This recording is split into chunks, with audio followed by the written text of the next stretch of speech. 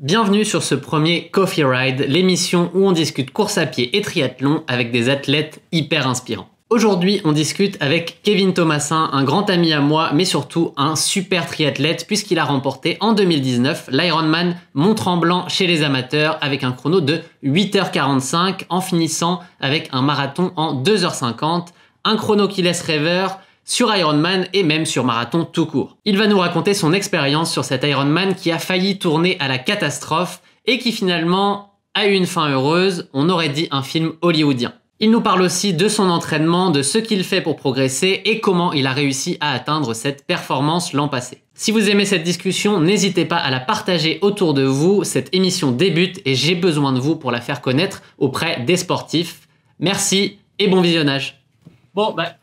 Zwift est parti, j'avais même pas remarqué, ça y est, on est en train de pédaler comme des malades. Aujourd'hui, c'est grosse sortie pour Kevin et moi. C'est jour de récup, donc les watts vont pas aller plus haut que ce que vous voyez à l'écran, à peu près, grosso modo. Aujourd'hui, on teste un nouveau format, on accueille un guest.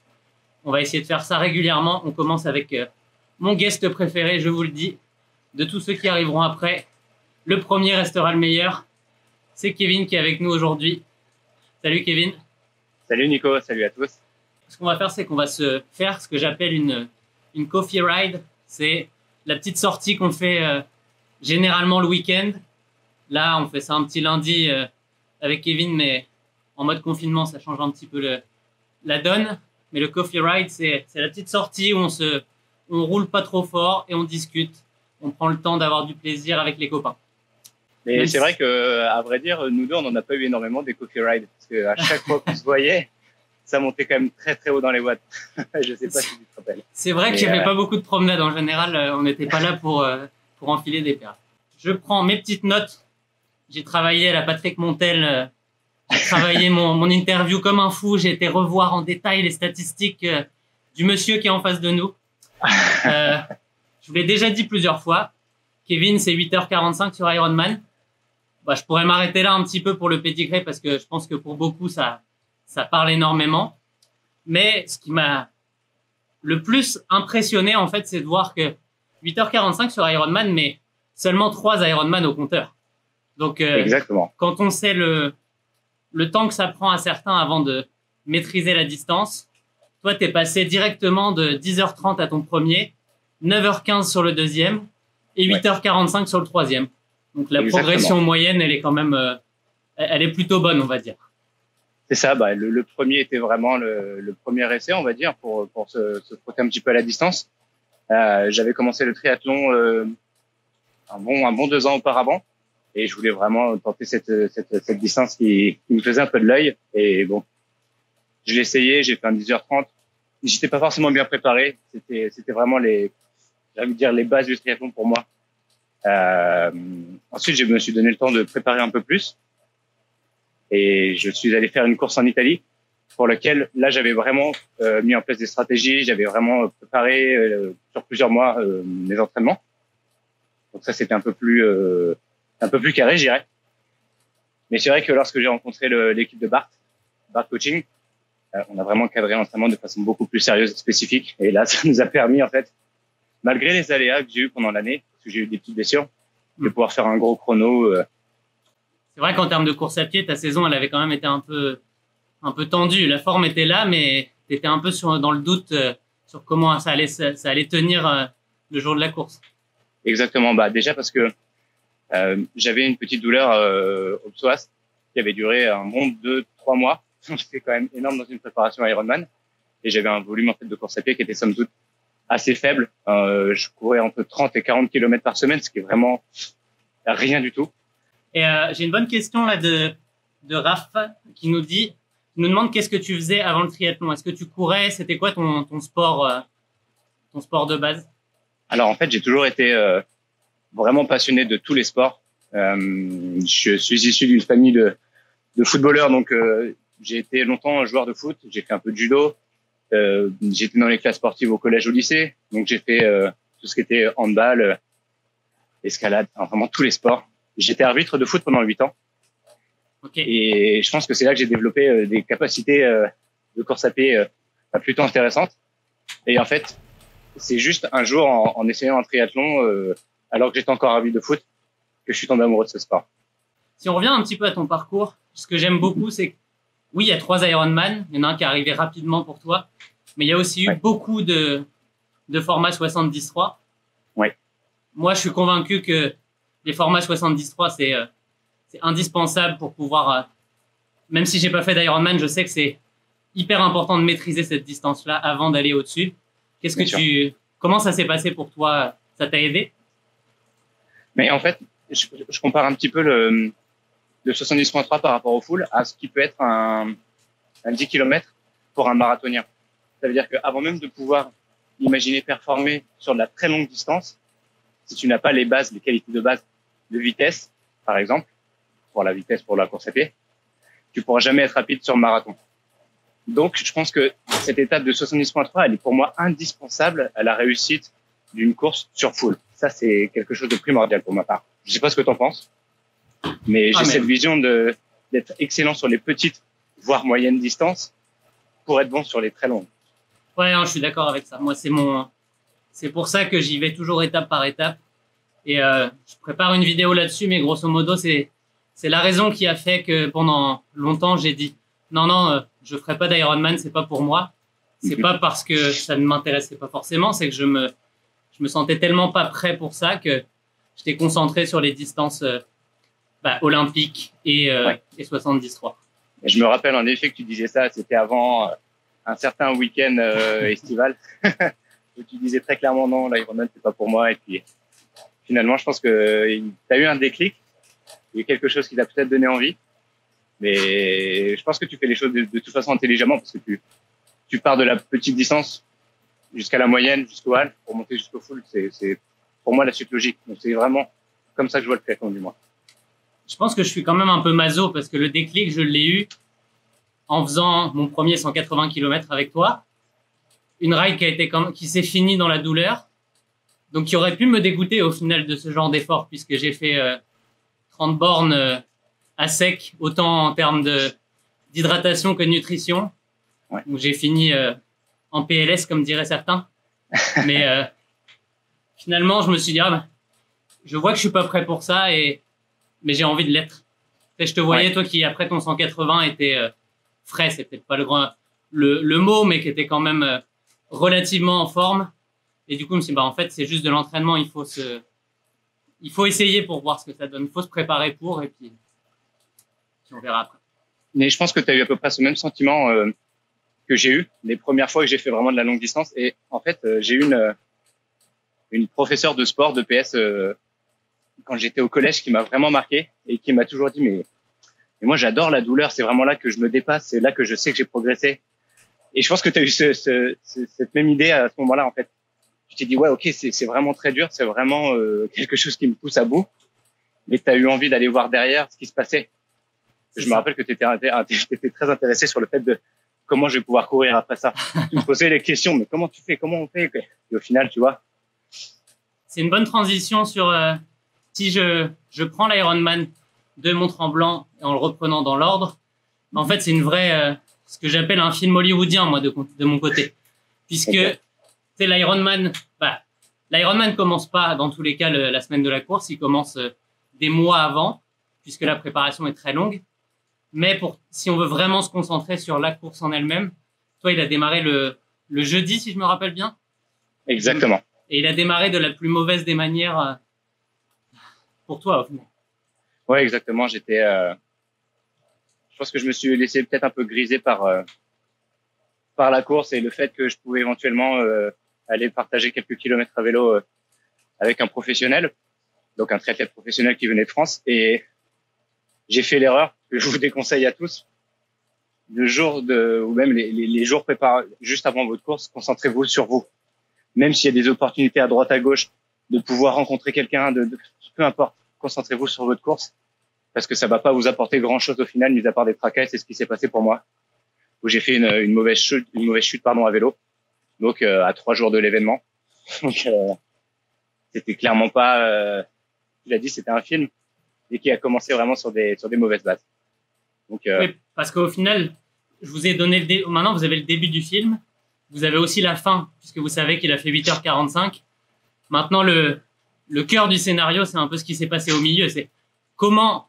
J'ai déjà entendu cette histoire plusieurs fois, mais à chaque fois qu'on en parle, je suis impressionné à la fois par toi, mais par la capacité du corps humain aussi à se reconstruire de manière rapide, on peut le dire, parce que 48 heures, c'est quand on... Raconte-nous en fait l'état dans lequel tu étais après la chute, la veille et même le matin de la course. Là déjà, donc lorsque j'ai chuté, tout de suite on constate un peu les dégâts. On voit que le vélo est quand même bien amoché. La selle était complètement tordue. Il y avait quand même pas mal de choses à refaire sur le bike. Donc j'étais pas confiant. Des douleurs partout forcément, avec des pizzas un peu partout qui apparaissent sur les jambes. Et donc le soir je rentre à l'hôtel, évidemment forcément je m'effondre parce que c'était quand même un investissement d'un an pour moi. Et puis cette étape en fait devait marquer la fin de mon aventure au Canada, à Montréal, parce que je devais rentrer à Paris. Donc je m'effondre complètement moralement, physiquement. Et immédiatement après ça, je me suis dit, bon, écoute, t'as tellement fait pour lâcher maintenant. Il était à peu près, je crois, minuit, peut-être 1h du matin. J'étais encore debout. Et je me suis levé, je me suis dit, bon, écoute, commence maintenant, entre guillemets, ta rééducation. Et j'ai fait une demi-heure, 45 minutes à marcher dans l'hôtel, en fait. Et je pouvais à peine marcher, en fait. Je boitais d'une façon, mais je me suis dit, déjà, être debout, c'était déjà un miracle. Donc, j'ai fait ça. Ensuite, j'ai contacté les personnes qui étaient là au stand, aux différents stands pour avoir des soins. J'ai eu ma copine qui a été là et qui m'a sauvé parce qu'elle a énormément fait de choses. Elle a contacté l'organisation Ironman, donc j'ai pu avoir des soins de la part de l'organisation Ironman. Ça a été vraiment parfait. J'ai eu aussi un gros travail qui a été fait par une équipe une boutique de cyclisme qui a pu réparer mon bike à l'heure. Qu'est-ce que je pourrais dire de plus? Enfin, j'ai été entouré de l'équipe Bar Coaching qui m'a rassuré. Mon coach, Patrice Brissandi, qui a vraiment été très, très, très présent à ce moment-là, au moment où je doutais vraiment. Et puis, comme tu l'as dit, en fait, le corps humain m'a complètement surpris parce que j'ai encore des vidéos du samedi, après avoir déposé mon bike où je boite complètement. Je suis incapable de marcher. Et cette vidéo, quand je la vois, j'y crois encore pas parce que on le voit, je suis complètement boiteux. Et le samedi matin, à 4 heures, je me réveille et là, je sais que, ok, bon, j'ai mal, mais je sais que je vais y aller, en fait. J'ai eu les soins de l'organisation Ironman et je me suis dit, ok, bon, t'as mal, mais t'as tellement fait pour ne pas pouvoir t'arrêter là, c'est pas possible. Et au final, j'étais plus motivé que jamais, quoi. Et c'est là où la partie positive de l'histoire commence, au final, c'est que, là où tout a été négatif avant, parce qu'on peut pas vraiment, enfin, il y a des fois, on veut tirer du positif de toutes les situations, mais ce genre de chute-là, à 48 heures de la course, si tu descends juste au plus bas, tu peux pas être autrement. Là, même si t'es positif, c'est compliqué. Ouais. Mais au moment où tu te mets dans la course, c'est comme s'il y avait il y a un déclic, là. Il y a quelque chose qui se passe, on change de mode et puis petit à petit, ça revient, quoi. C'est exactement ça. C'est au moment où on rentre dans l'ère de transition pour aller se préparer. Et en fait, à ce moment-là, je me rappelle clairement avoir dit à ma copine, écoute, c'est simple, cette course, je vais la gagner. C'est exactement ce que je lui ai dit. Donc, ça participe encore un peu à ce que je disais au scénario, tu vois. C'est vraiment, je lui dis, ok, je vais la gagner, je vais tous les battre, peu importe la blessure. Et c'est ce qui s'est passé, en fait. J'ai oublié la douleur, j'ai oublié que j'avais un énorme patch dans le dos, j'avais tout, bref. J'ai fait ma course, ça m'a peut-être aidé parce que j'ai certainement été prudent à vélo.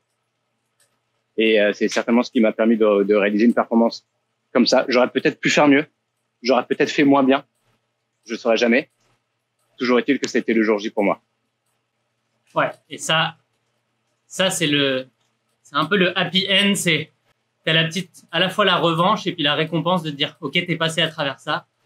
Ouais. Tu t'es pas effondré non plus parce que t'aurais très bien pu dire, bon, ok, je suis tombé, c'est fini. Je rentre à Montréal, on s'en va, quoi. Pour le coup, j'avais quand même promis à mes amis que si je le sentais pas, je partais pas. J'ai vraiment attendu le dernier moment. Et c'est vraiment le matin même où je me suis dit, je sais que je peux le faire, donc j'y vais. Mais honnêtement, le samedi soir, je m'étais encore laissé la possibilité de ne pas y aller parce que et y aller juste pour se faire mal, il n'y avait aucun intérêt là-dessus. Il n'y avait vraiment strictement aucun intérêt. Ça aurait été dommage. Ouais, on est d'accord. Je m'étais bien préparé, mais je savais que dans tous les cas, j'aurais partagé une bonne course avec toi à Nice quelques semaines plus tard. Donc bon, je pouvais toujours m'en sortir. Après, ouais, je pense que ça m'a aidé peut-être à me décontracter. La partie natation n'a pas été facile pour moi parce que j'avais quand même des grosses douleurs au dos. Donc bon, j'ai fait la course comme j'ai pu. Et après en bike, ben en fait, on l'avait tellement reconnu avec toi que à partir du moment où je suis monté sur le bike, j'ai su immédiatement ce que je pouvais et ce que je pouvais pas faire.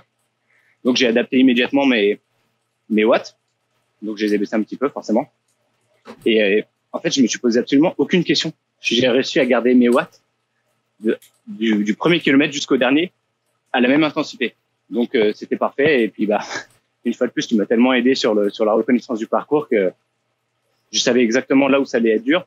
Je savais anticiper en fait les 3-4 prochains kilomètres qui allaient suivre. Donc c'était vraiment facile. C'était comme comment on peut dire, une checklist que j'avais juste à cocher en fait. Et je validais les étapes.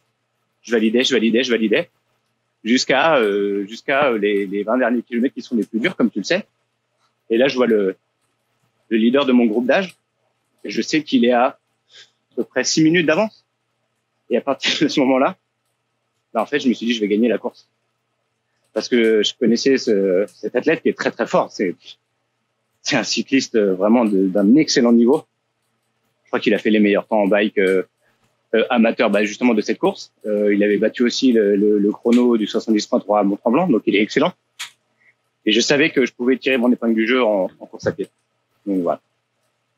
Du coup, je fais une parenthèse pour à la fois pour moi et pour les gens qui nous regardent, de noter la manière dont Kevin a géré son bike.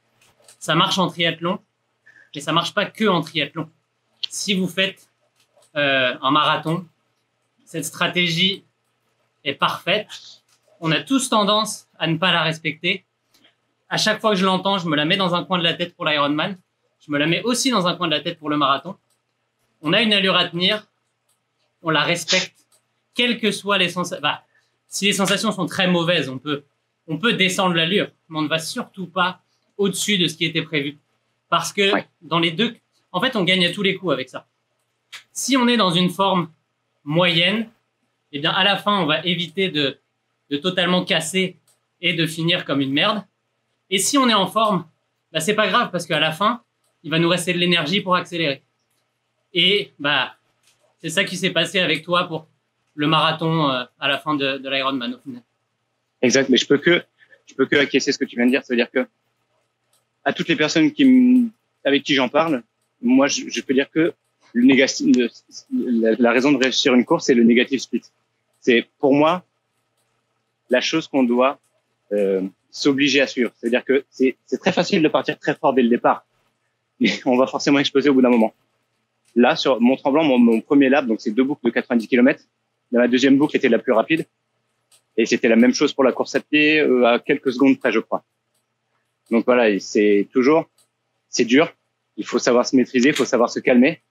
Je pense que c'est d'ailleurs là où toi, tu es très bon, Nico. C'est que tu arrives à analyser ta course à la perfection. Et en fait, tu as une stratégie de course qui est très, très bonne. Et c'est là qu'on réussit, en fait. Et puis après, c'est aussi la meilleure façon de ne pas être déçu. Ça veut dire que si t'as pas pu suivre la stratégie, c'est juste parce que tu n'avais pas le niveau. C'est parce que il t'est peut-être arrivé quelque chose. Mais c'est pas parce que tu auras eu une mauvaise gestion de course. Et c'est dommage, je trouve, lorsque tu prépares une course pendant 8 mois, où tu fais plein de scénarios dans ta tête, de te dire, le jour J, je vais tout foirer parce que je veux mettre 15 watts en plus sur le premier quart du circuit. Donc je pense qu'il faut rester très intelligent dans toutes ces courses. Ouais, puis je dois quand même préciser que avant de réussir à être un peu intelligent dans mes courses, j'ai été pas intelligent pendant très longtemps.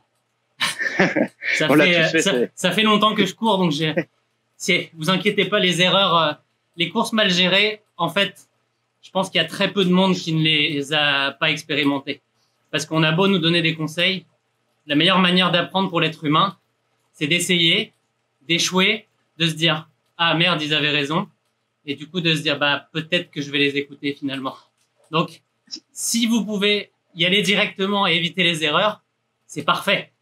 Mais on peut pas vous en vouloir si vous les faites parce qu'on les a toutes faites On les a faites avant aussi. Exactement. L'être humain est fait de façon, il a besoin de se prendre le mur pour le voir. Donc, on me l'a dit plein de fois. C'est juste que, voilà, c'est juste qu'il faut l'essayer une fois et voir que non, ça fonctionne pas. Que finalement, se dire, ah oui, finalement, en suivant une allure régulière, ça passe. Finalement, bah oui. Et donc, sur ce marathon, tu as juste explosé mon record au marathon de 5 minutes. Sauf que toi, tu l'as fait à la fin de ton Ironman. Je savais que t'étais en forme en course à pied. De là à aller taper un 2h50 sur le marathon, sur le parcours de Mont-Tremblant, qui est pas facile. Je sais plus combien il y a de dénivelé, mais il y a quand même des petits coups de cul assez, qui peuvent faire très mal à la fin d'un Ironman. Comment est-ce que tu expliques que tu as réussi à faire ce chrono-là? Par l'entraînement, évidemment, je le sais, mais... Non, mais il y avait un super buffet à la fin. Je voulais absolument me dépêcher pour rentrer.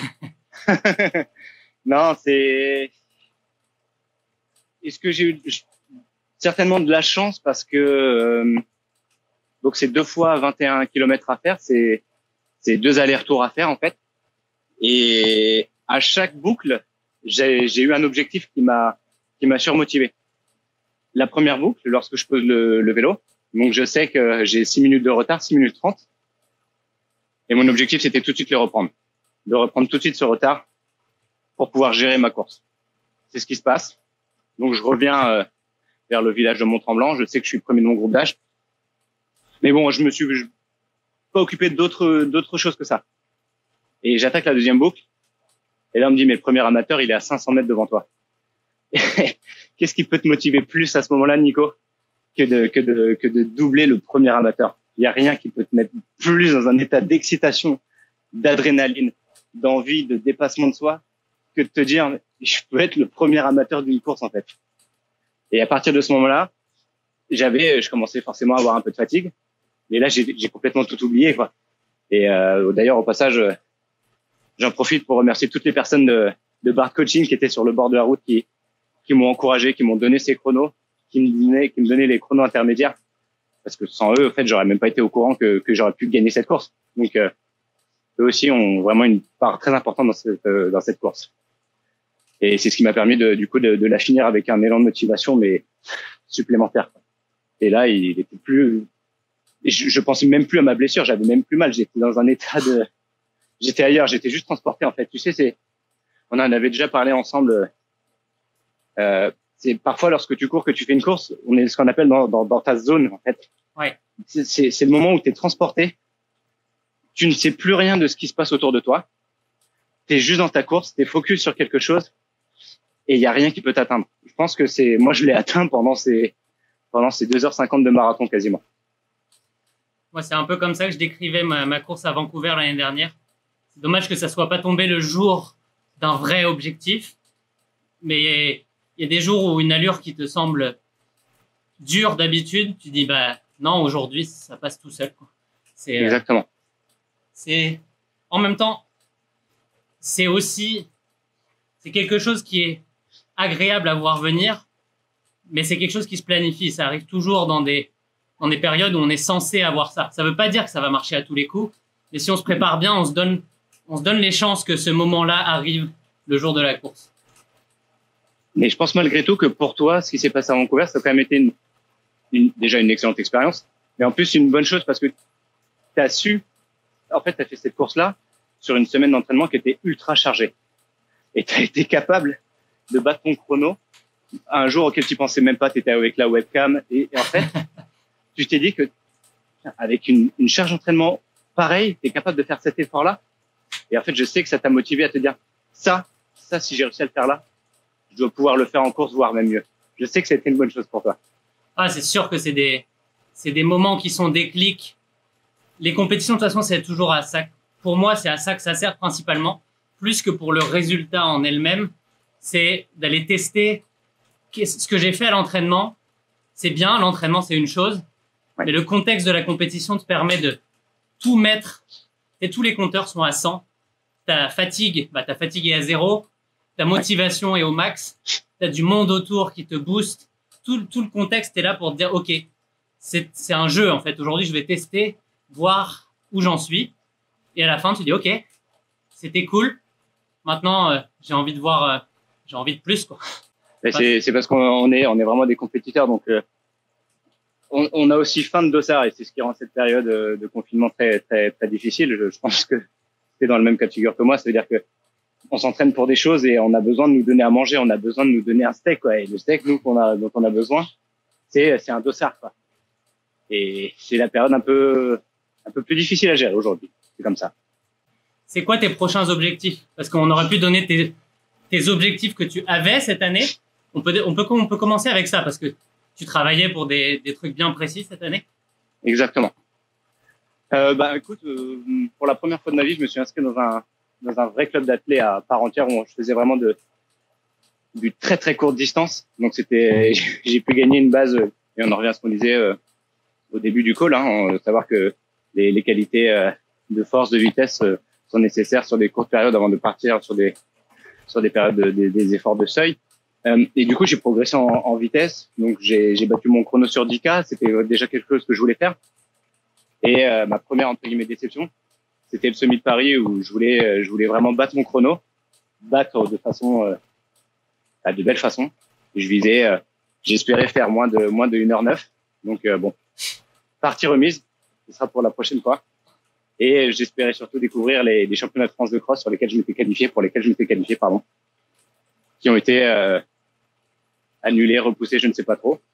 Ouais. Pour la suite, j'avais prévu de battre mon record. Enfin, j'avais souhaité battre mon record Ironman sur l'Ironman de Roth en Allemagne, qui a été supprimé. Donc voilà. C'est ça. Il me reste aujourd'hui l'Ironman d'Italie, pour lequel je vais essayer d'avoir la qualification à Kona, si tant est qu'il ait lieu, parce que bon, l'Italie est quand même un des pays les plus touchés. La petite chance que je peux avoir, c'est que ça se déroule fin septembre, donc on verra cette occasion. Si l'Ironman en Italie saute, j'aurais plus grand chose. J'aurais plus grand chose à te dire, Monico. C'est sûr que cette année, elle est compliquée pour tout le monde. Nous, c'est simple, au Québec, on est quand même bien, on est prévenu vu qu'il y aura rien jusqu'à fin août. Et fin août, c'est déjà quasiment la fin de l'été au Québec, donc faut accepter que déjà l'Ironman, on oublie. Peut-être des petites courses d'automne en course à pied, mais même là, on n'en est pas sûr. Donc c'est pour ça que aujourd'hui, on se fait plaisir. On va faire un petit peu de Zwift. On fait des petites courses, on essaye de garder un entraînement quand même efficace, parce que je sais que toi comme moi, c'est pas parce que cette saison il n'y a pas de course, même si on n'avait pas, on reviendra plus fort l'an prochain, et puis ce n'est que partie remise. Mais faut quand même se garder motivé avec 2-3 trucs pendant la saison, parce que elle va être longue au final. Ouais, c'est ça, il faut se fixer des milestones, des steps sur lesquels je vais pas essayer de progresser sur tel ou tel aspect de ma course, de ma condition physique, te donner des petits objectifs et essayer de les atteindre tout simplement. C'est vrai que nous on en a pas parlé tous les deux, mais depuis la dernière fois, je sais que l'Ironman de Mont-Tremblant a été annulé visiblement. Ouais, pendant 3 semaines, c'était un petit peu, ils nous avaient mis un message, on verra.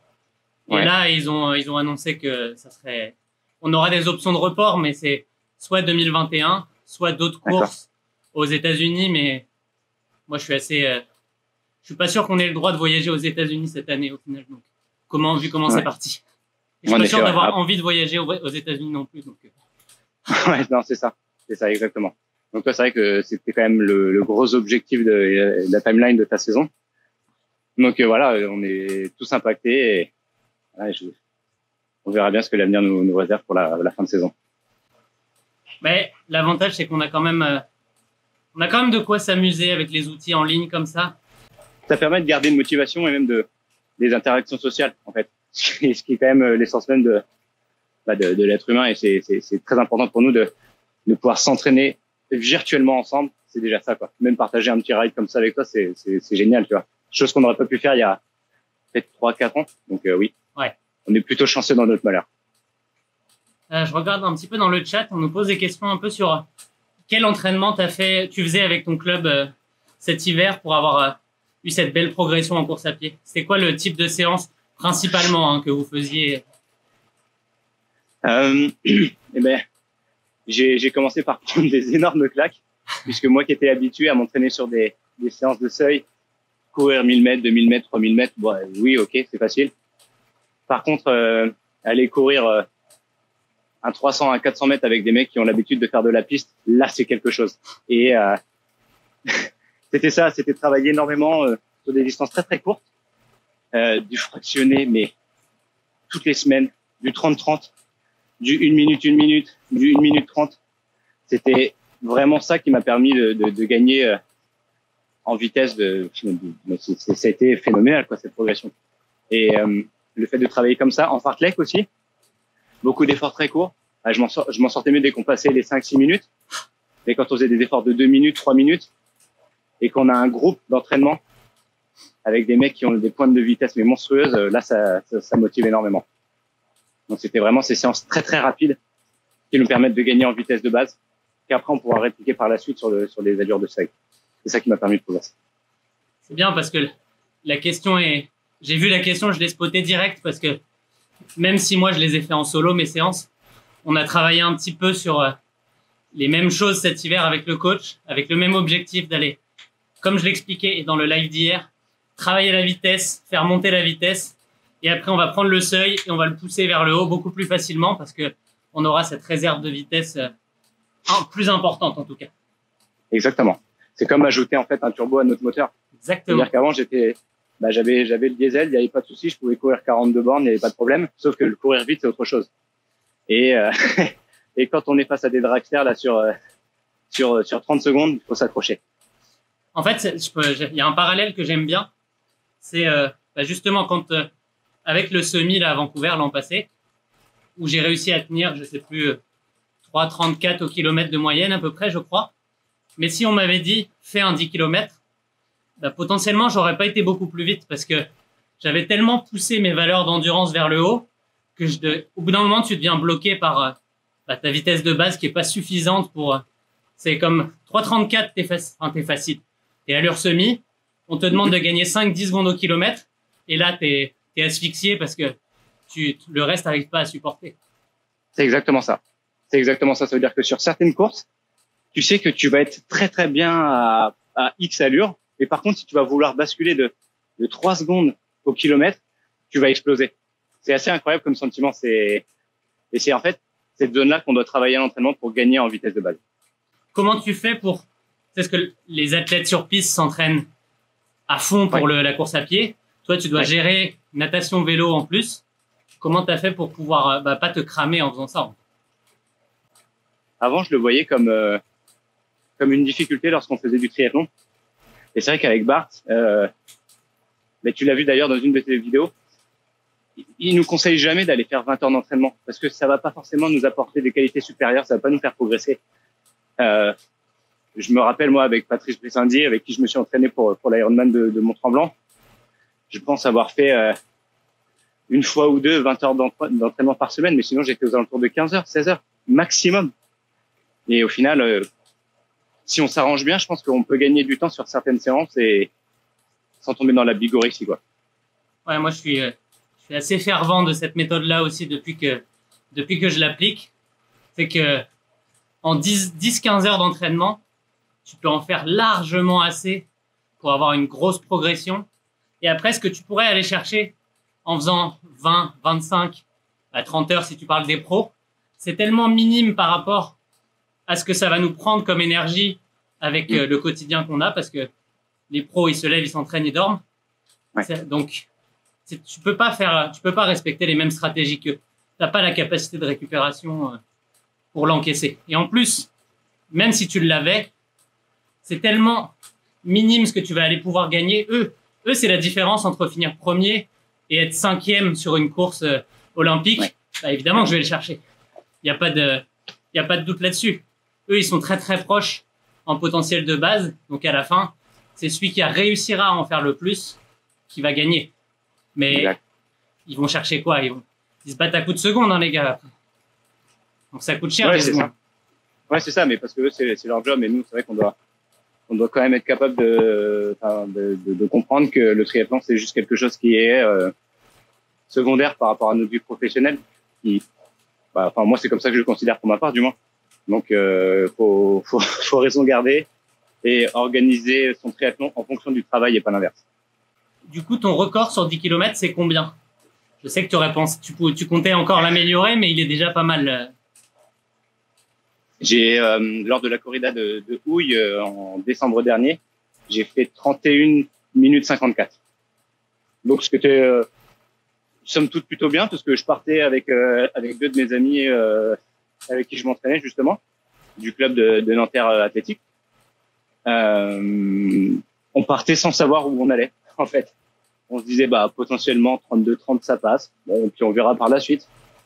Et puis, je pense qu'à la fin donc, sachant que c'était une corrida, donc c'était 3 boucles, on s'est vite rendu compte qu'il y avait vraiment mieux à faire. Et voilà, 31, 52, 54 sans l'avoir même préparé de chrono. Et c'est vrai que je visais un peu mieux. Et je pense que j'aurai des petites surprises pour toi en fin d'année, Nico, sur le chrono d'ICA. J'aurai peut-être quelque chose de mieux à t'annoncer. J'espère bien. Je sais que moi, j'ai suivi de manière distante, parce que je suis à Montréal, mais ce travail est un bon outil pour voir que les mois de janvier, février ont été des gros mois d'entraînement. Donc, c'est sûr qu'il y avait, en particulier les championnats de France de cross, là. Pour ceux qui ont jamais eu l'occasion de voir ça, si jamais un jour ça vient dans votre région, c'est gratuit en général. Donc, allez voir cette course parce que c'est impressionnant de voir la densité d'athlètes qu'il y a sur ces courses. Parce que pour se qualifier, c'est pas une mince affaire. Là. Je sais pas à quel point t'avais de la marge sur la qualif, toi, mais en général, la qualif est très, très dure à aller chercher. Après, ça dépend en effet de la région. De toute façon, de base, oui, il y a un niveau c'est les meilleurs crossman en France. Donc voilà, le niveau est déjà posé. Et c'est sûr que moi, la course que j'avais faite donc en Île-de-France, juste avant le départ, j'avais l'ancien champion de France, le champion de France en titre, qui était juste à ma gauche.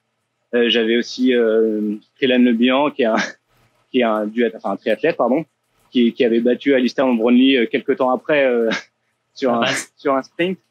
Donc je me suis échauffé aussi avec Morad Amdouni. Donc si tu veux, il y avait tellement de niveaux, c'était incroyable. Et un peu comme la course pour l'Ironman, je pense que ce jour-là c'était pour moi, et j'avais des amis qui étaient là aux alentours, tout le club de Nanterre Athlétique qui m'aidait. Et j'ai surtout eu un excellent ami à moi, Valentin André, qui est un coureur mais de folie, qui m'a poussé, mais du premier kilomètre jusqu'au dernier. Ça a été, j'en ai encore des frissons à en parler. Ça a été une course magique, et ouais, avec l'appui de tout le monde, ça a pu passer, quoi. Très très bon ça. Je calculais dans ma tête là tout à l'heure, ça fait quelque chose comme 3,11, 3,12 au kilo de moyenne. Ouais. Pour savoir l'intensité que ça met dans mes jambes de courir à cette allure-là, je suis pas impressionné parce que je savais que tu pouvais faire ça, mais le fait d'y arriver à ton premier 10K, là, c'est quand même une très belle réussite déjà. Même si tu sais que tu peux faire mieux, déjà de faire un sub 32 comme ça, là, le petit triathlète qui vient montrer que ça sait courir, ça c'est cool. Mais après, tu le sais aussi, je pense peut-être même mieux que moi, que il y a un effet psychologique lorsqu'on porte un dossard. Je veux dire que si tu m'as demandé de faire la même chose à la même heure, au même moment, sans dossard, j'aurais été incapable de le faire. C'est pas possible. Sauf que dès qu'on met un dossard, on devient fou. On est comme ça. Nous, on est juste des chiens fous. On lève la barrière. Allez-y, partez, messieurs. Vous avez 10 kilomètres. Et en fait, on est complètement emporté par tout le monde. Il y avait Jimmy Gressier qui était devant. Ça hurlait. C'était la folie, quoi, ce jour-là. C'est les conditions de course qu'on peut pas reproduire à l'entraînement. Donc, on se surpasse forcément. Tu me rassures pas, là, tu sais. Tu sais que dans 4 jours, je me fais un petit 10 km tout seul dans mon coin. C'est ma crainte principale déjà. Donc, ça rajoute un petit peu au stress. Je vais peut-être me mettre un dossard pour le principe, là, le fait de l'accrocher, de se mettre en condition. Mais moi, Nico, tu sais que je suis aussi très curieux et très demandeur de ton expérience. Moi, je me demandais comment tu l'appréhendes, cette course qui finalement est un objectif pour toi, à demi-mot, et dans lequel tu seras livré à toi-même sur sur cette distance-là. Comment t'appréhendes cet objectif? En fait, j'ai un peu de mal à me la représenter parce que justement, c'est pas une course. Il va manquer quelque chose pour que je me dise, OK, là, j'ai la pression du speaker qui te dit départ dans 5 minutes. Mais je sais que sur les séances les plus difficiles, cette appréhension, je l'ai aussi un petit peu. Pas autant qu'en compétition, mais tu sais, quand t'as une séance à ton programme que tu sais très, très dur, tu y vas, t'es motivé, mais t'as un petit peu la boule au ventre de te dire, je sais que celle-là, c'est un peu, ça passe ou ça casse. Si le coach me l'a mis, c'est qu'elle devrait passer, mais c'est pas garanti. Donc, j'y vais un petit peu avec cette mentalité-là de me dire, je veux atteindre l'objectif que le coach a mis, parce que c'est toujours comme ça que je fonctionne, tu le sais. Ouais. Et j'ai envie de me faire plaisir en me disant, l'entraînement que j'ai eu cet hiver, il a marché, j'ai validé quelque chose. J'ai envie de faire plaisir au coach aussi parce que c'est comme ça que j'aime bien que le coach, il arrive sur le truc et qu'il dise, ah ouais, il a fait le bon entraînement, il a réussi ça. C'est pour ça, en fait, que les autres, on me demandait l'autre jour pourquoi j'ai pris un coach et pourquoi je m'entraîne pas tout seul. C'est une des raisons. C'est le fait d'avoir quelqu'un qui regarde ton entraînement et t'as envie qu'il soit fier de ce que t'as fait parce que, c'est pas juste toi avec toi. C'est pas facile à expliquer, mais moi, j'ai vraiment cette relation-là avec Bart il me met un entraînement, il sait qu'il peut me challenger jusqu'à un certain niveau et que je vais lui dire si c'est trop ou si c'est le bon niveau. Donc, on travaille vraiment ensemble et je sais que c'est aussi une récompense en tant que coach quand ton athlète, il atteint l'objectif. Est-ce que vous pensez que de prendre un coach perso quand on a vraiment un niveau amateur, c'est utile?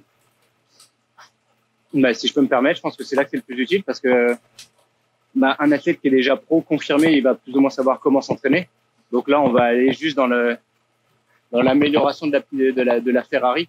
Un coach, par exemple, très simple, tu commences la natation, mais écoute, va dans l'eau et nage sans coach. Essaye de t'en sortir. C'est impossible. Au contraire, si tu vas réussir, tu vas essayer de nager un peu par toi-même, tu vas prendre des mauvaises habitudes, tu vas faire des mauvaises choses que tu vas garder en habitude pour toujours. Prends immédiatement un coach, c'est là qu'il va t'orienter. Tu sauras si ça te plaît, déjà. Et puis après, tu auras les bases pour pouvoir progresser par toi-même si tu veux continuer sans coach. Je pense que le plus important, c'est vraiment de commencer avec un coach, au contraire. L'exemple de la natation, il est très bon puisque moi, j'aurais jamais nagé si j'avais pas été travaillé avec un coach. Je le dis tout de suite. Ma principale inquiétude en ce moment, c'est de perdre la natation parce que c'est un sport tellement compliqué à maîtriser au départ. Enfin, quand je dis maîtriser, c'est juste réussir à nager. C'est ça, maîtriser pour moi, parce que c'est pas un sport où la course à pied, on sort, on va courir, tout le monde sait courir.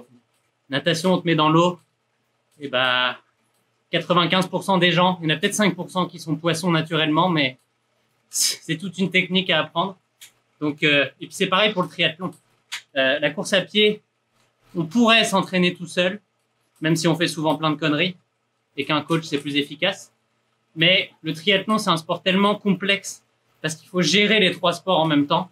Et c'est très facile d'en faire trop ou même d'en faire pas assez, parce que pour faire progresser les 3 sports, il faut y aller vraiment avec une méthode. Et ça, c'est beaucoup plus complexe que ça peut paraître. C'est pas juste mettre des heures d'entraînement et puis voir ce qui se passe à l'avant. Clairement pas. Un coach, en fait, il va être là pour préparer ta saison, placer des mésocycles, savoir quoi travailler, à quel moment, surveiller l'équilibre entre les 3 sports, te permettre de travailler sur les bonnes filières, les bonnes zones qui t'intéressent, sur les 3 disciplines. Et puis, un autre que je voulais dire, mais dont je ne me rappelle plus. Et c'est très important. Surveiller ta technique. Et tu disais, course à pied un peu moins. La technique de course à pied, elle est pour moi primordiale. Celle où il peut y avoir peut-être un peu moins de technique. Si je peux me permettre, ce serait peut-être éventuellement le bike. Et encore. Ouais, non, je comparerais pas. Alors, le fait que tout le monde savait courir, mais c'est sûr que la technique en course à pied est une base. Et tu as bien dû le voir en club d'athlétisme où c'est là qu'on redécouvre un peu ce qui est vraiment la technique de course parce que là-bas, tu as vraiment des gens qui connaissent, qui savent que c'est la base et qui te disent si ça va pas. En fait. Là-dessus, tu as tout à fait raison. Moi, c'est quand on me demande, je dis, mais en fait, j'ai juste appris à courir, en fait. Ça fait 6 mois que j'ai appris à courir, en fait. Avant, non, ça partait dans tous les sens, il y avait aucune balance. J'ai appris vraiment à courir avec un club et donc avec un coach qui nous suit, qui nous regarde, quoi. Primordial. Je pense qu'on va conclure là-dessus parce que ça me paraît une bonne chose à retenir, que on peut s'entraîner tout seul, mais grosso modo, c'est toujours plus efficace avec un coach ou avec une plateforme d'entraînement au moins qui te donne une structure pour pas faire n'importe quoi. Je dis pas que vous faites n'importe quoi si vous n'avez pas de coach.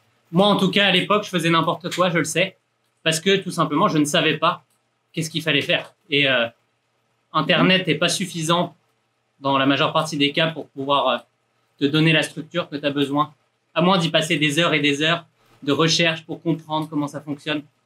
Mais ce qu'on paye, c'est une accélération de sa progression, en fait. C'est qu'on peut le faire soi-même. Ça prend des années. Encore une fois, là, je vous raconte mon expérience. Ça prend des années avant de réussir à comprendre les choses et à les intégrer. Si on paye un coach ou qu'on paye une plateforme d'entraînement, eh ben, on va tout de suite dans quelque chose qui fonctionne et on accélère sa progression. Donc après, c'est est-ce qu'on a envie d'investir là-dedans ou pas? Chacun choisit de ce côté-là. Mais ça évite aussi les blessures. Voilà. Je pense que on a eu une bonne petite heure de fun ensemble. Je sais que j'ai vu les messages. Je pense que vous avez plutôt kiffé aussi dans le chat. Moi, ça m'a fait très plaisir d'être avec toi, Kevin, comme d'habitude. Il y a des choses que j'avais déjà entendues, que j'ai réentendues, mais je m'en lasse pas parce que, comme je l'ai déjà dit, je m'inspire de ton histoire, de ce que tu as vécu l'an passé pour me dire, ok, c'est pas pour cette année l'Ironman, mais quand je serai dessus, je veux avoir ça en tête pour bien gérer ma course. Bon, les amis, je vous dis à la prochaine. Merci à tout le monde. Merci Kevin, et puis à la prochaine. Salut Nico. Ciao. Et puis, je me fais un peu le porte-parole des Français ici qui ont hâte de te voir en France. Donc à très vite, j'espère. Salut. On vous tiendra au courant pour ça. Salut. Ciao tout le monde.